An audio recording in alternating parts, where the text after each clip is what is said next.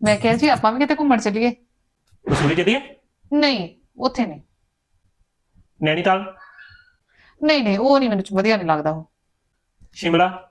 ਨਹੀਂ, ਉੱਥੇ ਠੰਡ ਬੜੀ ਹੋਣੀ ਆ ਨਾ। ਹਿਮਾਚਲ? ਨਹੀਂ ਉੱਥੇ ਨਹੀਂ। ਫਿਰ ਕਿੱਥੇ ਜਾਣਾ? ਜਿੱਥੇ ਤੁਸੀਂ ਕਹੋਗੇ ਉੱਥੇ ਚੱਲ ਪਾਂਗੇ। ਦਿੱਲੀ? ਉੱਥੇ ਤਾਂ ਰਸ਼ ਹੀ ਬਹੁਤ ਰਹਿੰਦਾ ਆ। ਲਖਨਊ? ਨਹੀਂ ਉਹ ਬਹੁਤ ਦੂਰ ਪਊਗਾ। ਜਾਂ ਫਿਰ ਇੱਕ ਜਗ੍ਹਾ ਹੈਗੀ ਆ, ਉੱਥੇ ਸਾਰੇ ਲੋਕ ਜਾਂਦੇ ਬੜੇ ਵਧੀਆ, ਠੰਡਾ ਬਹੁਤ ਆ, ਲਦਾਖ।